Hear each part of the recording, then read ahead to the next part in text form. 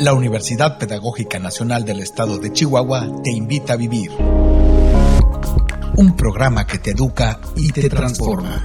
Bienvenidos y bienvenidas. Hola, ¿qué tal amigos, amigas? Bienvenidos a Radio UPENESH. Mi nombre es Adán Ríos, estamos aquí en Radio UPENESH, Educar para Transformar, en vivo transmitiendo desde la XCRU, Radio Universidad por la 106.9.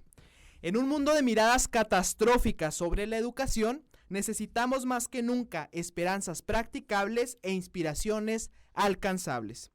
Recordarles nuestro teléfono en cabina, el 614-439-1842, para que sean parte de este programa. Nos pueden hacer una llamadita y pues agradecemos a todas las personas que hacen posible este programa, a la UASH por prestarnos este espacio, a nuestro rector, el doctor Pedro Rubio Molina, rector de la UPENESH, a nuestra coordinadora de comunicación social, Daniela Barrio Pedro, allí en el equipo, a Melanie en el diseño.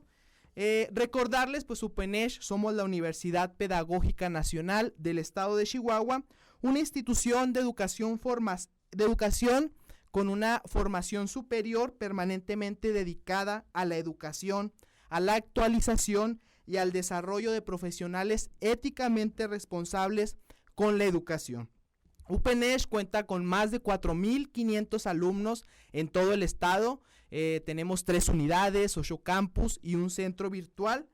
Recordarles que el día de mañana vamos a estar transmitiendo a través de YouTube este programa, también en nuestras redes sociales de Facebook y Twitter, para que puedan ver de nuevo este programa. Y hoy tenemos 2 invitados de lujo en este programa.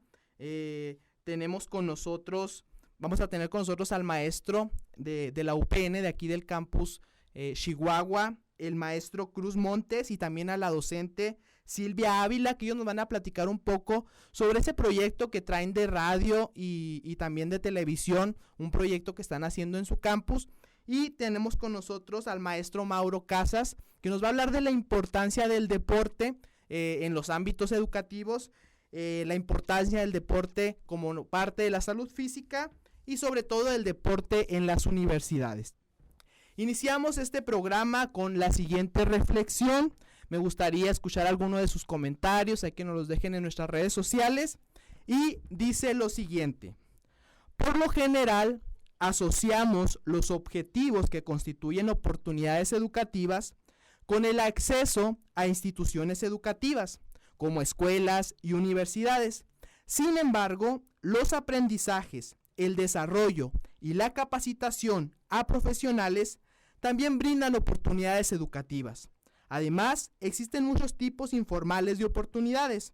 Estos incluyen debates públicos y las conferencias, así como el tiempo dedicado para leer, practicar o pensar fuera de un contexto escolar.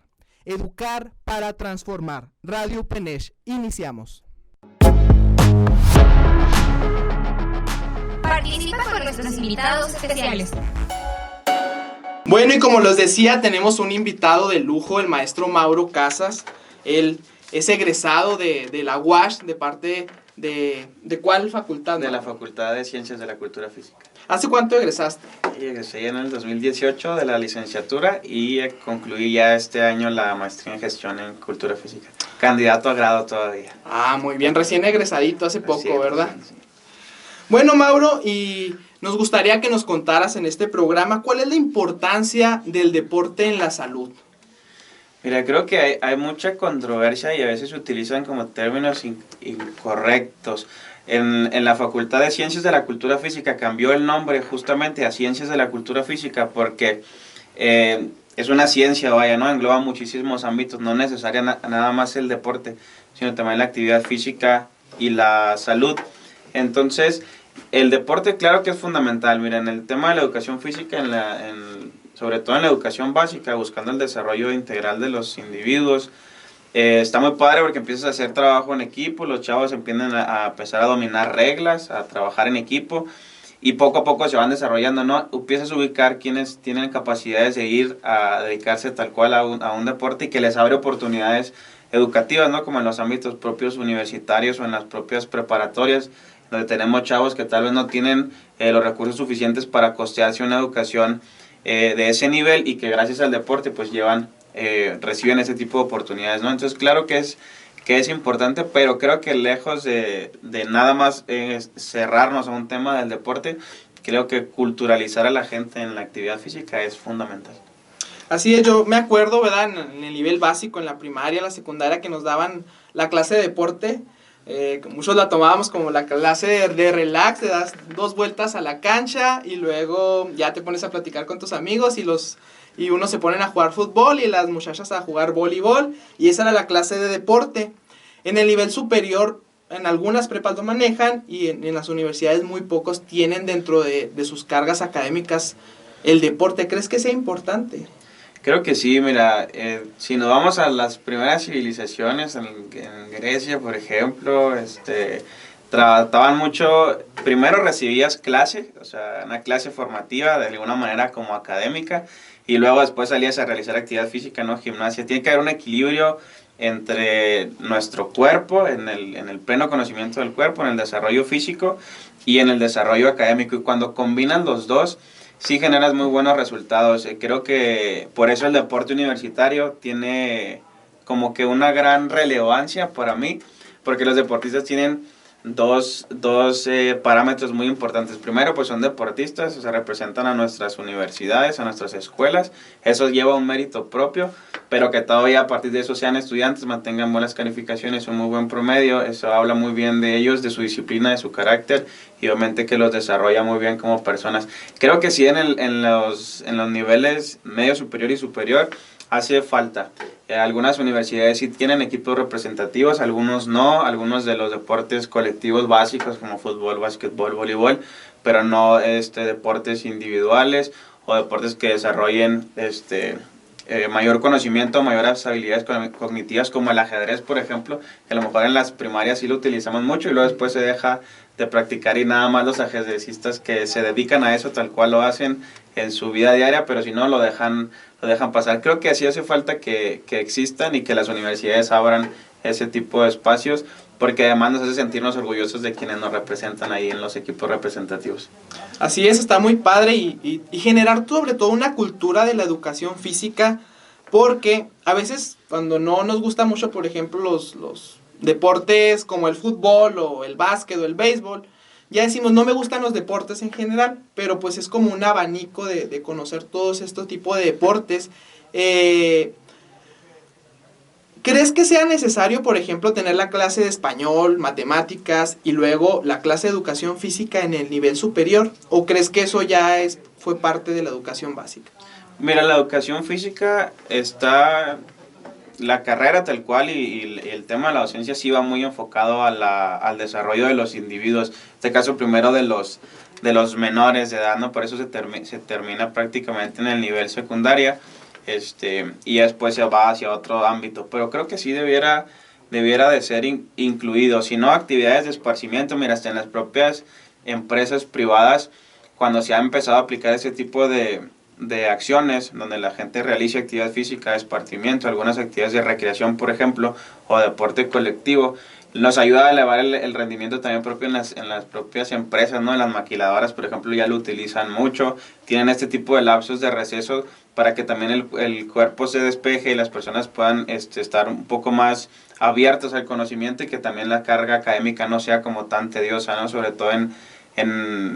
todo yo diría en licenciaturas o en carreras que son mucho más teóricas. Sí sería bueno aplicar un poco de estos temas, y son actividades que le pueden fortalecer al alumnado y obviamente que hay un mejoramiento en su carga académica, en sus calificaciones y en la productividad que puedan tener. Nosotros en la UPNESH, parte de la formación que se hace es para docentes. Con nosotros estudian muchos maestros de la educación básica en sus maestrías, o muchos de los chavos que estudian la licenciatura se preparan para dar clases e impartir en el nivel básico. ¿Qué recomendación le harías a nuestros docentes y a todos nuestros alumnos sobre la importancia del deporte dentro de su planeación, de la planeación que ellos van a realizar frente a grupo, dentro de la planeación que ellos van a realizar en el periodo del semestre? ¿Cómo pues cómo darles esa motivación por el deporte. Creo que ahí pudieran utilizar muy bien el uso del medio ambiente. A veces es necesario que en ciertos temas, sobre todo cuando son muy introspectivos, ¿no? Cuando queremos hacer que los chavos, o en este caso nuestros alumnos de primaria y secundaria, reflexionen sobre algún tema, es bueno sacarlos del aula. Pueden utilizar los salones, las canchas, los espacios al aire libre que tengan dentro de sus escuelas, armar a lo mejor una especie de campamento en el mismo lapso, o sea, que podamos sacarlos, que conecten con el medio ambiente. Eso la verdad es que ayuda mucho. Y a veces, como cuando eres docente, te toca recibir a los alumnos sumamente cansados, o sea, vienen de 2 o 3, 4 clases tal vez, y ya vienen con la mente un poco fatigada. Entonces es importante también que los docentes empiecen a utilizar un poco de técnicas para despertar a los alumnos, con un estiramiento muy leve, que hagan una canción que puedan poner ahí, que puedan hacer que la gente de alguna manera despierte. Te ayuda mucho, inclusive en las conferencias o capacitaciones que puedes dar. A veces la carga académica o las cosas que estás viendo son tan pesadas que ya cuando llegas a la X o Y clase, ya la verdad es que no pones atención porque estás fatigado. Pero si te levantas, realizas una actividad física, haces un juego, algo que nos puede ayudar a desenvolvernos un poco más, también te ayuda mucho a conectar con el grupo, y creo que son técnicas que pueden utilizar muy bien para poder tener un mejor desarrollo de los chavos cuando estén impartiendo clases, sobre todo con los más pequeños, que son mucho más, necesitan un poco más de actividad física. Y justamente el lema de nuestra facultad es así, es educar a través del movimiento, porque es la mejor etapa, en la etapa sobre todo de desarrollo de los niños. O sea, a través del movimiento es cuando mejor aprenden. Por eso la clase de educación física suele ser la preferida de muchos, porque salen de esa rutina de todas las clases, ¿no? Donde nada más te estás sentado en una aula tomando apuntes y realizando actividades un poco diferentes. Hay que cambiar un poco el chip para tener mejores resultados. Sí, porque a veces nos preocupamos tanto por la cuestión académica, ¿no? Por formarnos académicamente, pero pues parte de esta salud integral tiene que ser la actividad física, el deporte, y si complementamos la cuestión académica con la cuestión deportiva, pues yo creo que, como comentabas ahorita, vamos a ser más efectivos, vamos a tener pues mayores logros.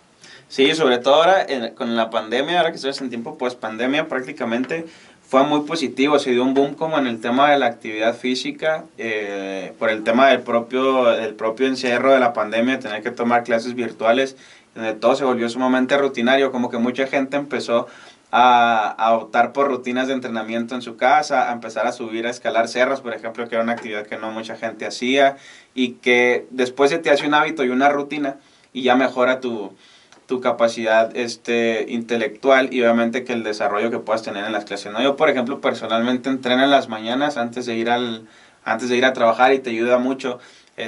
Yo voy muy activo al trabajo, cumplo con las actividades que tengo que hacer, y ya en la noche descanso muy bien. Hay quienes nos gusta entrenar por la mañana, hay quienes les gusta entrenar por la tarde, también tiene mucho que ver. Hay quienes no nos gusta entrenar. Segregación hormonales y más.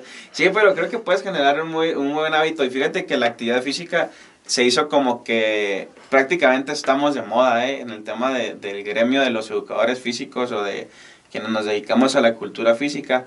Era difícil que la gente como que quisiera entrenar, más bien era como un grupo muy selecto de la población, y ahora después de la pandemia sí se dio como que una alza muy, muy determinante en gimnasios y en otro tipo de actividades físicas que nos ayudan pues a mantenernos mejor. Así es, y ahorita pues estamos con lo de fútbol, ¿no? Al nivel internacional, estamos viendo el Mundial de Qatar. ¿Cómo ves a la selección mexicana? Mira, yo creo que tiene que haber un relevo naturalmente. A veces nos gustaría ver jugadores como que ya conocemos de mucho tiempo, pero se le está dando la oportunidad a muchos jóvenes a que sean parte de esta selección mexicana.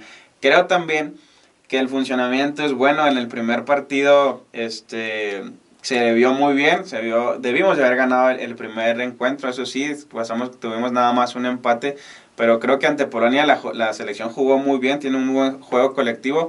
Faltó el concretar el gol, pero nos fue muy bien.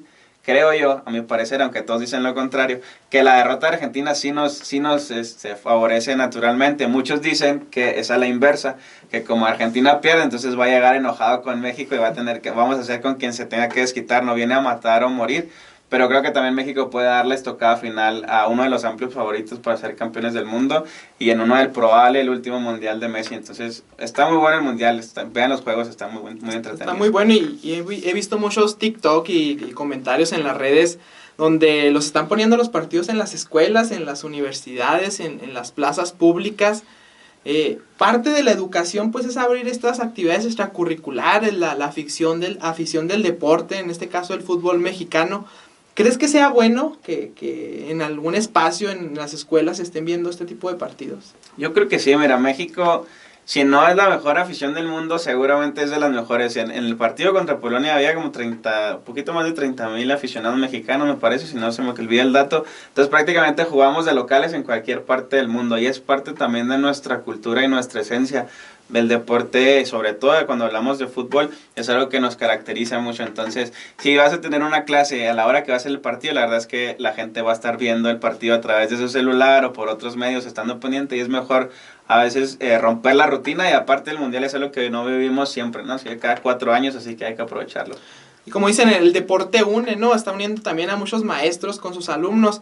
No sé si vieron ahí un video que andaba circulando en las redes de un profe de primaria donde hizo la porra, ahí con una canción que aquí en Chihuahua se hizo famosa por una persona que baila ahí en la plaza, si saben cuál, ¿verdad?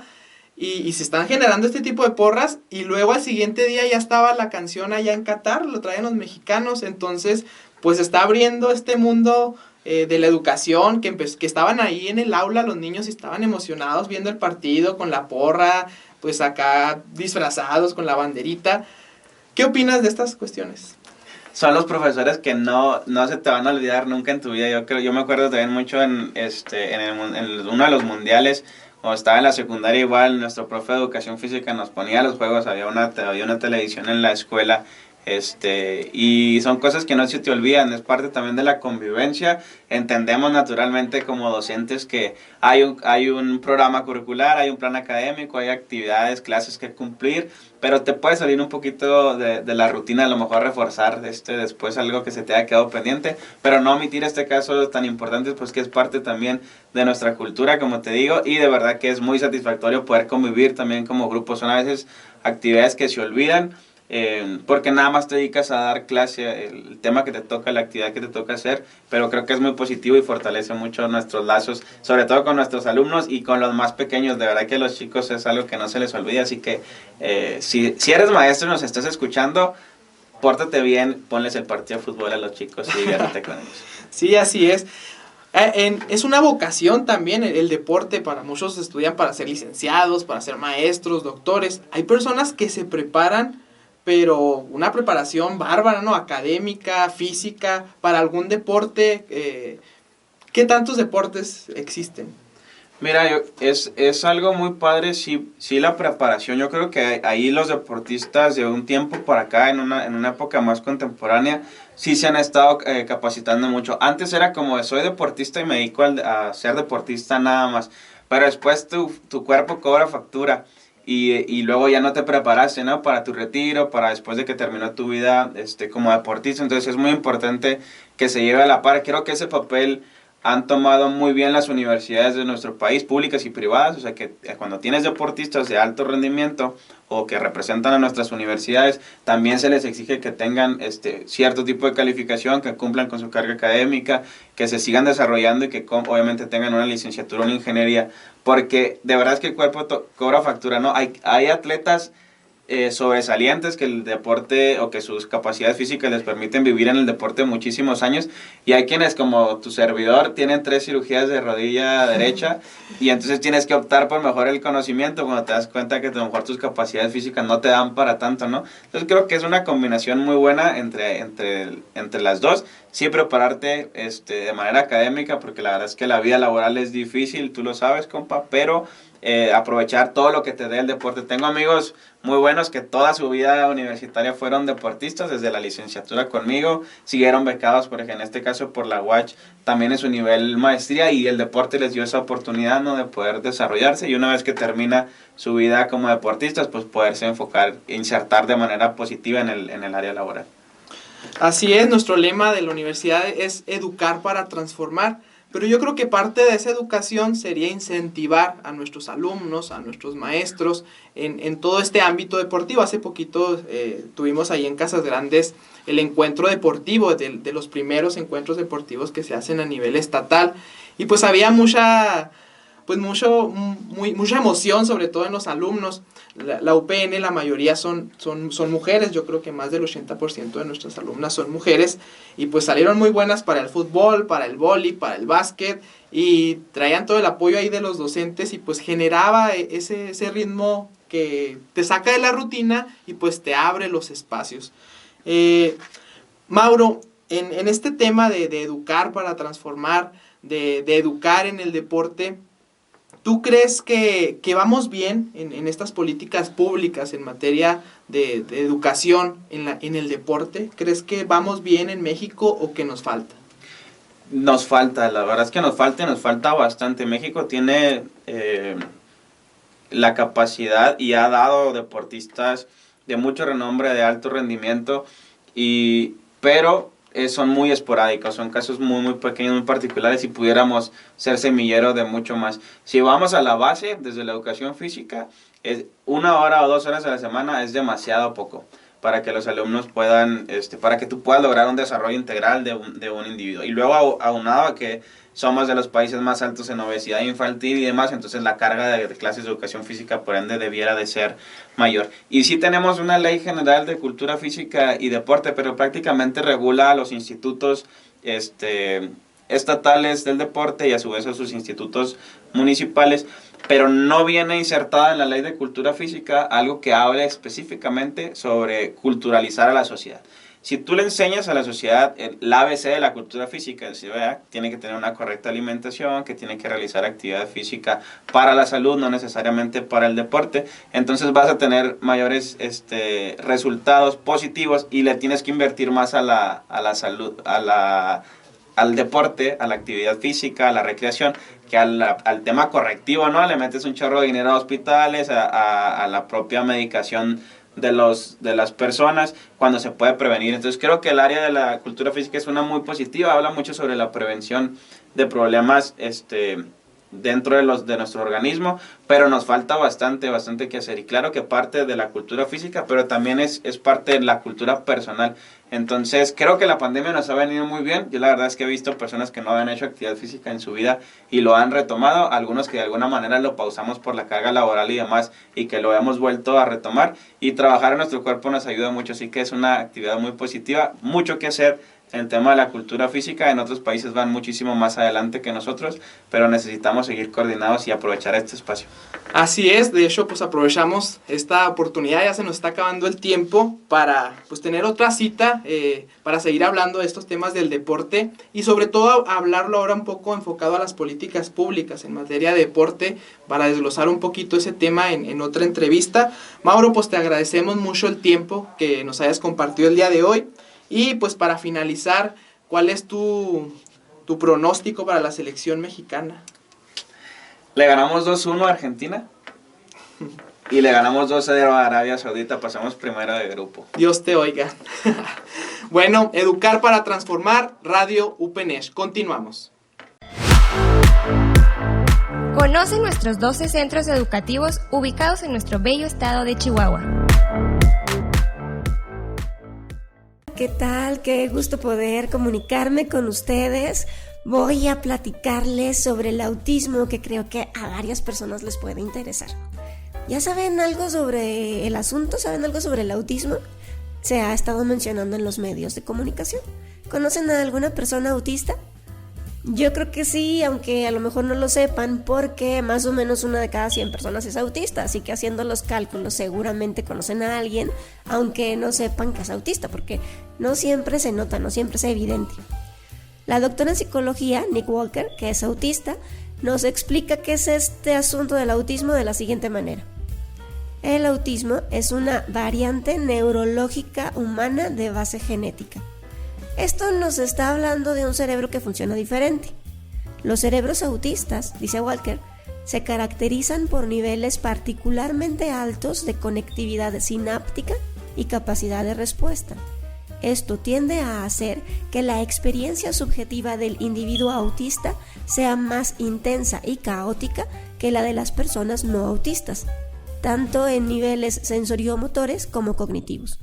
El autismo produce distintivas formas atípicas de pensar, moverse, interactuar y procesar información sensorial y cognitiva. Todo esto es una cita de Nick Walker y ella también nos explica cuál es la relación entre autismo y discapacidad.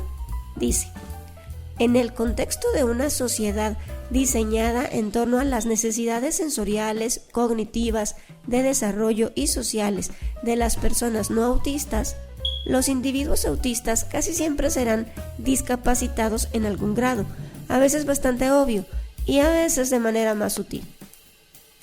Según todo esto que nos cuenta Walker, el autismo entonces es una forma de ser diferente a la típica porque el cerebro de las personas autistas funciona diferente.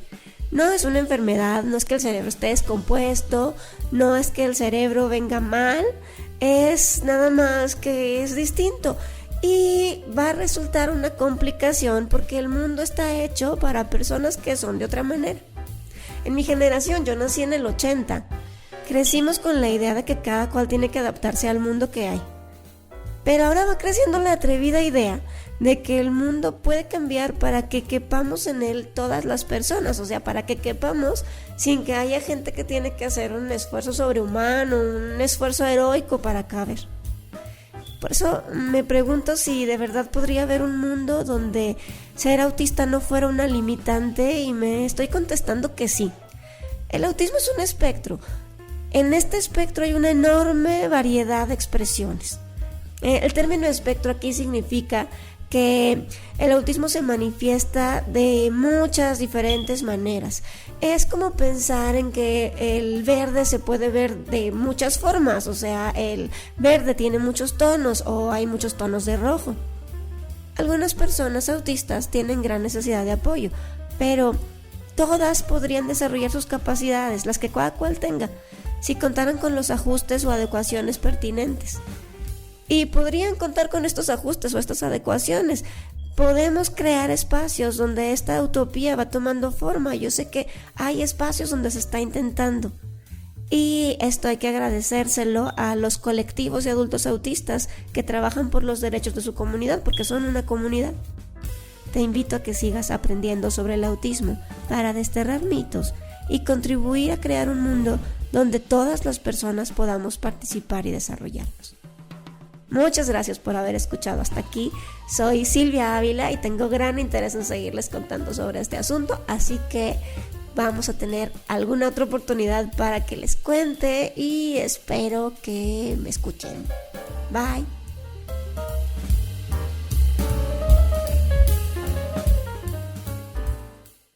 Bueno, y acabamos de escuchar un podcast que nos van a platicar aquí porque tenemos dos invitados de lujo, dos docentes de nuestro campus Chihuahua. Tenemos al doctor Cruz. Maestro, ¿cómo está? Muy bien, gracias por invitarnos. Estamos aquí nuevamente en este programa de radio. Maestra, ¿qué acabamos de escuchar? ¿De quién era esa voz? Mía, era un podcast que grabé con el apoyo así muy de la mano del profe Cruz.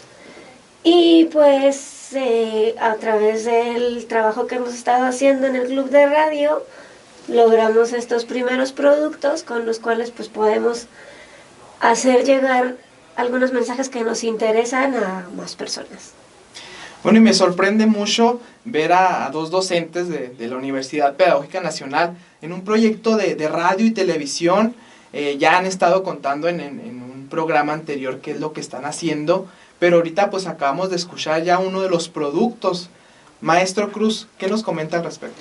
Sí, bueno, pues el taller y taller de radio que tenemos, radio y televisión, su enfoque es llevar a los estudiantes una herramienta que les pudiera ayudar para el trabajo didáctico que van a realizar posteriormente cuando estén haciendo su labor profesional.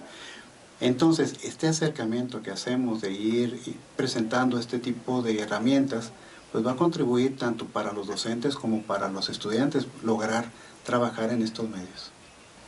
Maestra Silvia, ¿cómo se siente parte de la educación, a veces creemos que nada más es en las aulas, pero pues podemos educar, lo estamos viendo a través de los podcasts, de los videos, de los en vivos, incluso hasta a través de imágenes. ¿Qué siente usted al haber realizado? ¿Se imaginaba, le gustaba desde antes este tipo de podcast, de videos? Me interesaba, pero era una completa ignorante al respecto. Entonces, pues realmente ha sido un espacio muy generoso el de nuestro taller, donde podemos no saber absolutamente nada y estar ahí con los aparatos adelante y el profe mostrándonos de manera muy clarita y muy sencilla cómo se hacen las cosas.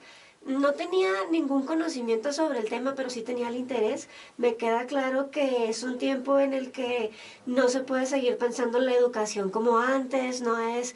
Incluso dentro del aula, pues no se trata de que el docente se pare enfrente y dé una lección nada más, se trata de que le podamos hacer llegar mensajes a los estudiantes de diversas maneras y que de diversas formas contagiemos la pasión sobre un objeto de conocimiento. Entonces, pues tenemos que entrarle a todas las herramientas. Herramientas, todos los instrumentos que hay alrededor.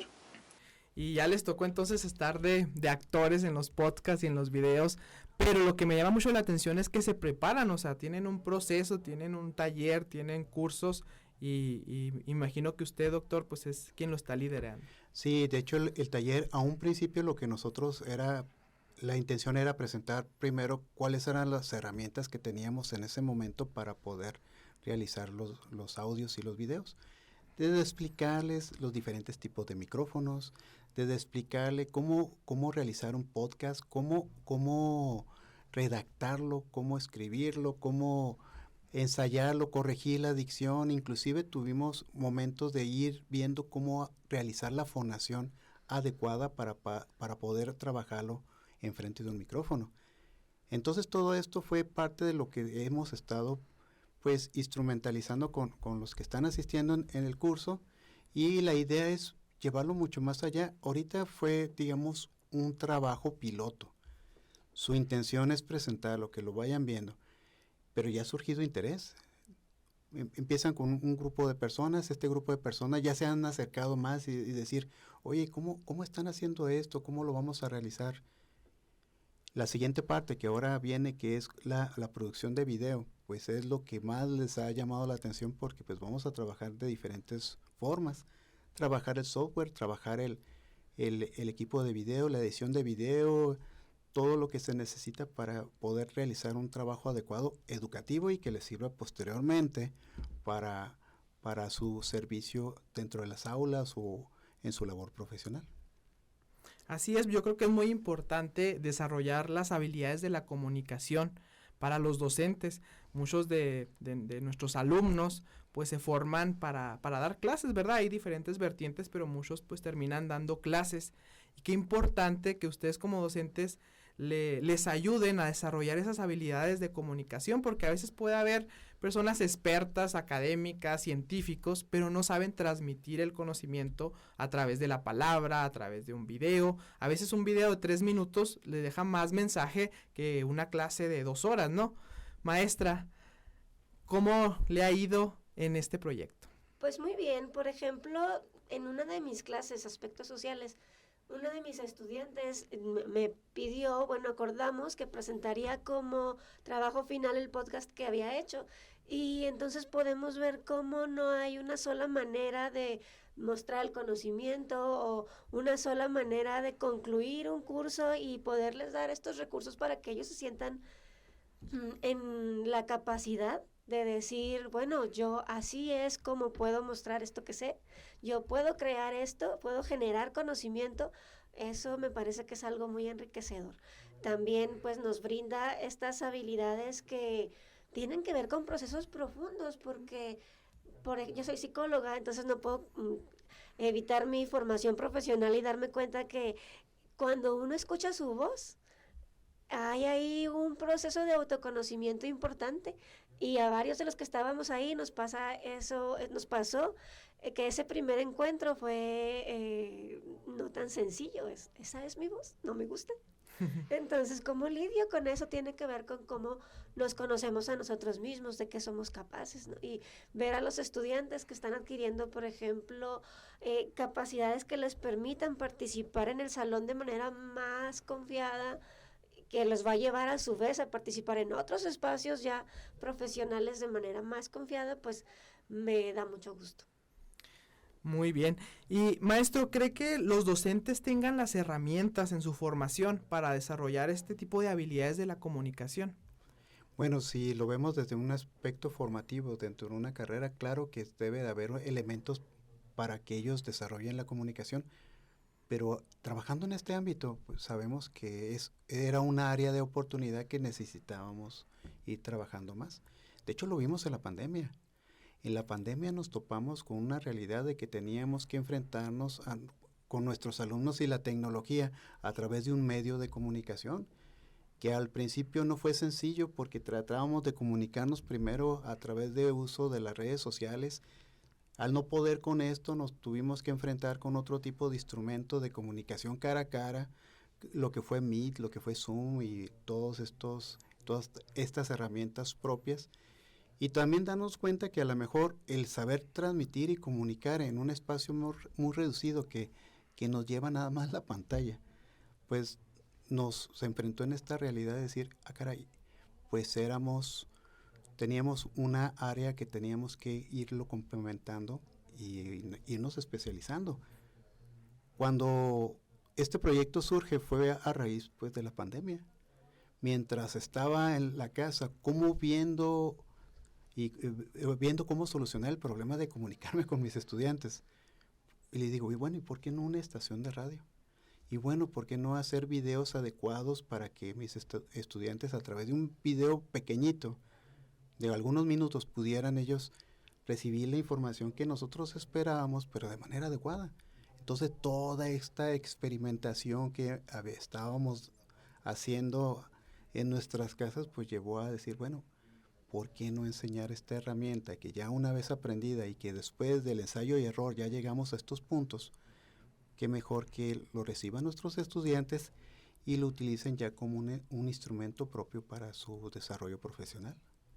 Así es, que qué importante. ¿Y qué es un podcast para las personas que a veces nos quedamos? ¿Qué es un podcast? ¿Cómo lo entienden?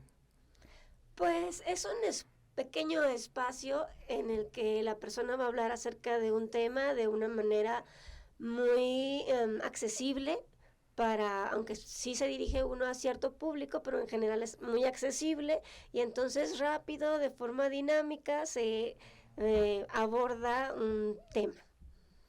Así es. ¿Y para usted, maestro? De hecho, sigue siendo un archivo de audio, ¿verdad? Que tiene una aproximación en minutos de entre 5 y 15 minutos, donde se desarrolla un tema, como bien lo dijo aquí la maestra. Se desarrolla un tema, se platica, y debe de ser de esta manera, debe ser con un lenguaje adecuado para que sea pues fácil de entender para el público que lo quiere, para la audiencia que va a atender el podcast. Por esto es muy importante pues ir desarrollando habilidades de la comunicación, ir teniendo ciertas ideas de lo que yo quiero comunicar a la gente, saber el público meta que me voy a dirigir, aunque va a estar abierto, como bien lo dijo la maestra, pero va a dirigirse a un público en específico donde voy a hablar de un tema. Pero sí, tiene esa cualidad, que es un archivo de audio que se puede compartir por internet y diferentes medios, que tiene un formato de radio. Esto es lo interesante, tiene un formato de radio, pero puede utilizarse pues ya en diferentes plataformas. Así es, en muchas plataformas. A mí me ha tocado ver varios podcasts, pero a través de historias. Ya ven que las hacen en fragmentos de historias a través de TikTok y en Instagram, y ya pues empiezo a ver la historia, los 30 segundos, los 15 segundos, y pues ya entro para ver el podcast completo. Es como que te atrae y luego ya empiezas a verlo y verdaderamente te deja un mensaje y pues da su reacción, ¿verdad? A través de las redes sociales. Tú me encanta, lo compartes y pues esto puede llegar a todo el mundo. ¿Se puede educar a través de este tipo de mecanismos o solamente son para entretener?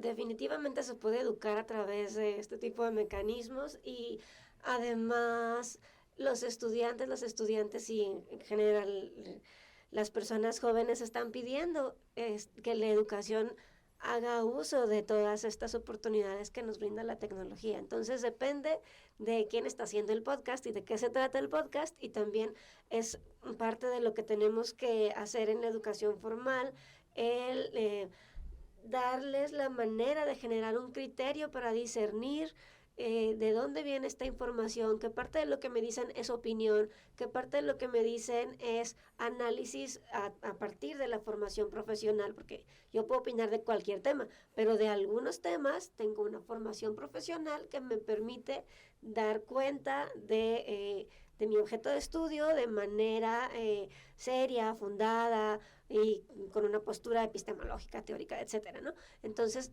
tenemos que darles a las chicas, los chicos, la manera de poder discernir en cuáles contenidos pueden encontrar información, y no solo información, sino contribuciones para su formación. Ah, muy bien, muy interesante. Bueno, y si nuestros alumnos o nuestros maestros quisieran desarrollar esas habilidades de la comunicación, ¿cómo lo pueden hacer con ustedes? ¿O es un taller abierto o están iniciando un diplomado? ¿Cómo es la cuestión con ustedes? De hecho, es parte de la educación continua que estamos dando en la unidad. Es un taller que se abrió propiamente para estudiantes, pero también los docentes están invitados a trabajar. Inclusive, entre las primeras prácticas que hicimos, algunos maestros nos colaboraron con algunos programas de radio, haciendo reflexiones poéticas, por ejemplo, de Mario Benedetti. Inclusive en sesiones anteriores enviamos un audio donde se pasó por este medio, y el trabajo pues va a ser continuo. Ahora que vamos a entrar a un periodo intersemestral, algunos docentes ya se contactaron con nosotros porque quieren realizar algunos audios, algunos podcasts, algunos videos para el trabajo que ellos quieren realizar, tanto como colaboración para nuestra radio. En lo particular que tenemos aquí, tenemos una pequeña estación de radio por internet donde estamos haciendo este ejercicio, pero también para material que ellos les pudiera ser útil en un futuro dentro de sus clases. Sí, bastante, ¿verdad? Les va a servir mucho en su desarrollo profesional, en el área que se vayan como pedagogos, en el área que ellos quieran trabajar, de docentes, de interventores, en cualquier área. Yo creo que es una habilidad que nos abre las puertas, y tener esta oportunidad pues es muy padre. Como comentaban, si bien no es como parte de una materia de la carga académica de la UPN, pero pues que se abran este tipo de espacios pues genera la oportunidad. ¿Y cómo es un taller con ustedes? ¿Qué hacen? Platíquenme un poco. Nos sentamos alrededor de una mesa y